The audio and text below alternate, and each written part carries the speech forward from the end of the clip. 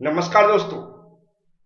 आज का सब्जेक्ट है रेफ्रिजरेशन एंड एयर कंडीशनिंग, जिसके अंदर हम लोग वेपर कंप्रेशन रेफ्रिजरेशन सिस्टम की कंपोनेंट समझ रहे थे।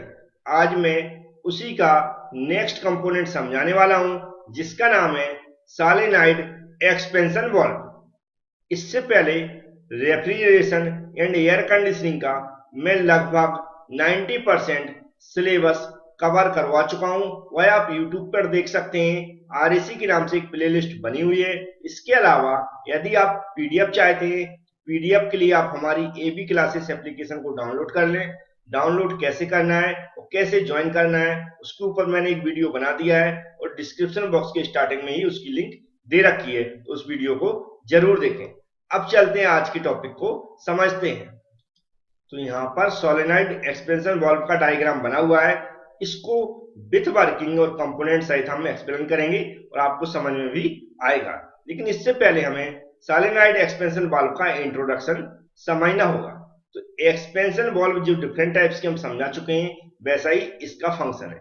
एक्सपेंशन वाल्व इसलिए लगाया जाता है जो हमारा लिक्विड होता है उसके प्रेशर को कंट्रोल किया जा सके और हम अपने प्रेशर के अकॉर्डिंग जो हमारा एवापोरेटर होता है उसके अंदर लिक्विड को सप्लाई कर सके। क्योंकि हम जानते हैं एवापोरेटर के अंदर जो लोड बढ़ता है और कम होता है, उसके अकॉर्डिंग ही हम क्या करते हैं, लिक्विड को सप्लाई करते हैं। जो एक्सपेंशन वाल्व होता है, सभी एक्सपेंशन वाल्व लगे रहते हैं। इसी तरह सोलेनॉइड एक्सपेंशन वाल्व भी कहाँ लगा रहता है, जो हमारी लिक्विड की पाइपलाइन होती है या ट्यूब होती है उसके अंदर लगा रहता है। और किसके बीच में लगा रहता है, कंडेंसर और एवापोरेटर के बीच में। अब इंट्रोडक्शन के अंदर हमें ये भी लिखना पड़ता है ये काम कैसे करता है। तो यह मैग्नेटिक फील्ड के अंदर इसमें एक वाल्व लगा दिया जाता है और वह मैग्नेटिक फील्ड के अकॉर्डिंग क्या होता है, वह वाल्व ओपन और क्लोज होता है। मैग्नेटिक फील्ड के लिए एक कॉइल होती है, उस पर क्या होती है, जो कॉपर की वाइंडिंग होती है। और वह जो एवापोरेटर है उसके अंदर टेम्परेचर बढ़ता है कम होता है, उसी से एनर्जी प्राप्त करके वह एक्टिव होती है और डीएक्टिव होती है। उसी के अकॉर्डिंग क्या होता है, जो भी हमारा वाल्व होता है वह ओपन और क्लोज होता है। तो हमें इसकी जो मतलब प्रिंसिपल है वो मैं समझा चुका हूँ और इंट्रोडक्शन भी समझा दिया है। अब यहाँ पर जो डायग्राम दिख रहा है, इसके सभी कंपोनेंट को एक बार इंट्रोडक्शन कर लेते हैं, इसके बाद अब इसकी वर्किंग समझेंगे। तो यहाँ पर आपको रेफ्रिजरेंट लिखा हुआ है, यहाँ से रेफ्रिजरेंट इन होता है। यहाँ पर आपको दिख रहा है, जैसे यहाँ पर एरो बने हैं, ये यहाँ पर वाल्व लगा हुआ है, यहाँ पर दिख रहा है। ये वाल्व जब ऊपर होगा तभी रेफ्रिजरेंट अंदर आएगा। ये यहाँ से लिक्विड के रूप में रेफ्रिजरेंट इन होता है, याद रखें। और जब ये ओपन होगा तभी यहाँ पर इन आएगा और रेफ्रिजरेंट यहाँ से आउट होके कहाँ जाएगा, एवापोरेटर के अंदर जाएगा। तो ये वाल्व पे डिपेंड करता है कि रेफ्रिजरेंट की कितनी मात्रा आगे सप्लाई होती है। और ये वाल्व यहाँ पर कहाँ पर किसके बीच में लगा है, ये पूरी तरह मैग्नेटिक फील्ड के बीच में लगा हुआ है। जैसे लिखा सोलेनॉइड कॉइल, कौन सी लिखी, सोलेनॉइड कॉइल। ये सोलेनॉइड कॉइल किससे बनी जाती है, जो भी हमारी कॉइल रहती है उस पर बाइंडिंग किसकी रहती है, कॉपर की बाइंडिंग रहती है। और यहाँ से क्या रहती है, जो भी टेम्परेचर बढ़ता है, जो भी एनर्जी यहाँ से सप्लाई होती है किसके अंदर, सोलेनॉइड वाल्व के अंदर, जिससे एनर्जेटिक होती है और एक्टिव होती है। वाल्व स्टेम, ये पूरा जो हमारा वाल्व लगा, इस ये वाल्व स्टेम लगा हुआ है और केसिंग की चारों तरफ से बंद है, जिससे एनर्जी वगैरह लॉस ना हो। इसको ये पूरा जो हमारा सोलेनॉइड कॉइल बनी हुई है, इसके अंदर जो वाल्व लगा हुआ है, इसी का फ्लंजर बोलते हैं, जो इसका जो पूरा नीचे वाला वाल्व फिट है। तो इस तरह अब जी नॉर्मली कोई ज्यादा कंपोनेंट नहीं थे, लेकिन ये वर्क कैसे करता है ये इंपॉर्टेंट समझना है। नॉर्मली हम देखें तो हम जानते हैं कि जब ये खुलेगा, कौन सा जो दिख रहा है वाल्व स्टेम लिखा हुआ है, वाल्व जब ये ओपन होगा, ओपन कब होगा, जब ये ऊपर को जाएगा। जब ये ऊपर को जाएगा, ओपन होगा, तभी हमारी लिक्विड की सप्लाई आगे होगी। रेफ्रिजरेंट लिक्विड की सप्लाई जब ही आगे होगी। और ये क्लोज होगा तो हमारी जो लिक्विड की सप्लाई हुआ है कंट्रोल होगी। तो ये कैसे वर्क करता है, वर्क किसके ऊपर डिपेंड करता है, सोलेनॉइड कॉइल के ऊपर। तो यह इसको मैं डायग्राम के थ्रू समझा रहा हूँ, आप ध्यान से समझने की कोशिश करें। तो जो मैं अभी डायग्राम लाया हूँ ये आपको दिख रहा होगा, ये वर्किंग समझने के लिए ध्यान से समझेंगे। जब एवोपोरेटर के ऊपर लोड बढ़ता है, एवोपोरेटर की लोड कब बढ़ता है, मतलब जब हमें क्या होता है, गर्मी वगैरह बहुत तेज पड़ती है, मतलब उसको लिक्विड की ज्यादा से ज्यादा जरूरत पड़ती है। और इसके अंदर एवोपोरेटर के अंदर क्या होता है, टेम्परेचर तेजी से इंक्रीज होता है।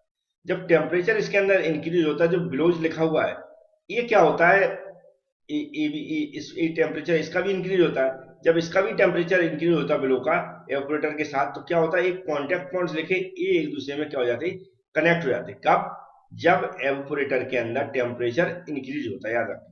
मतलब जब टेम्परेचर बढ़ेगा एवापोरेटर के अंदर, टेम्परेचर जब भी बढ़ता है जब इसके अंदर लोड पड़ता है। जैसे हम जानते हैं अभी गर्मी बढ़ रही है तेजी से, जब गर्मी बढ़ रही है तो उसके अंदर लोड, एवापोरेटर के अंदर और लोड बढ़ेगा, मतलब ज्यादा से ज्यादा उसको इसकी लिक्विड की आवश्यकता होगी।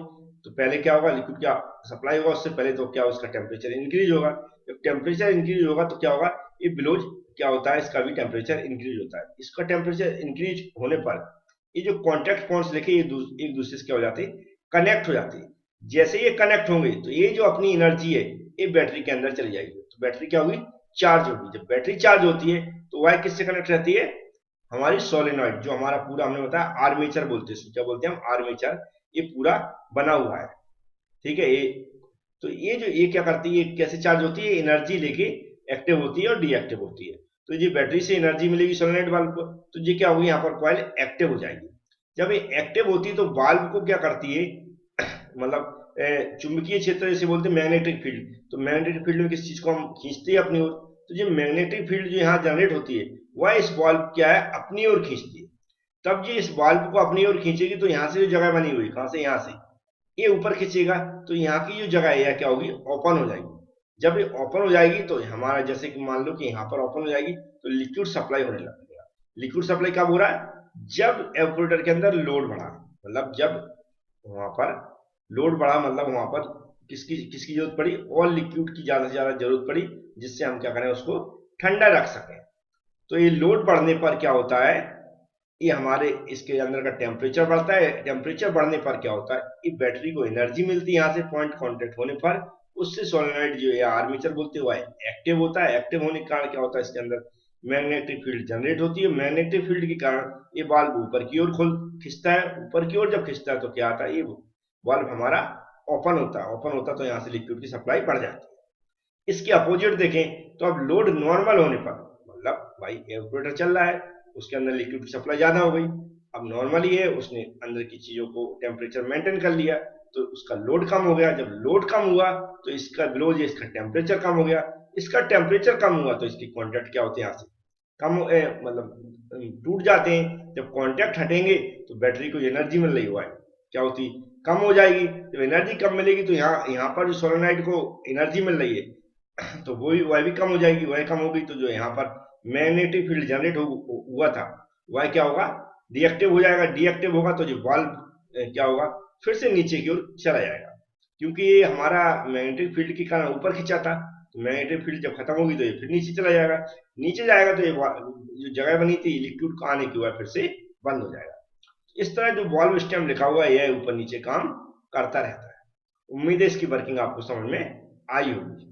ठीक है, सिर्फ क्या करना, हमें इतना समझना है, एक बार और समझा रहा हूं कि इसका एवापोरेटर के अंदर जब लोड बढ़ता है तो बिलोज का टेम्परेचर बढ़ता है। टेम्परेचर बढ़ने से ये पॉइंट कांटेक्ट होते हैं। पॉइंट कांटेक्ट होने पर बैटरी चार्ज होती है। बैटरी चार्ज होती है, वह सोलेनॉइड जो यहाँ पर पूरा आर्मेचर बना हुआ है इसको वह एनर्जी देती है, चार्ज होने पर एनर्जी देती है। तो यहाँ पर मैग्नेटिक फील्ड जनरेट होता है। मैग्नेटिक फील्ड जनरेट होने से ये वाल्व ऊपर उठता है। वाल्व ऊपर उठता है तो हमारी लिक्विड की सप्लाई बढ़ जाती है।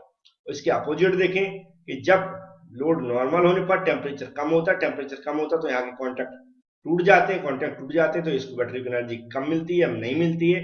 उसके कारण क्या होता है, जो सोलेनॉइड है उसको एनर्जी भी कम मिलती है। उसको एनर्जी कम मिलने के कारण क्या होता है, जो मैग्नेटिक फील्ड जनरेट हुआ था वह डीएक्टिव हो जाएगा। डीएक्टिव होने के कारण जो वाल्व है यह फिर से नीचे की ओर खिसक जाएगा। नीचे की ओर खिसकेगा तो यहाँ पर ही बंद कर देगा। उससे हमारी लिक्विड की सप्लाई कम हो जाएगी या फिर बंद हो जाएगी।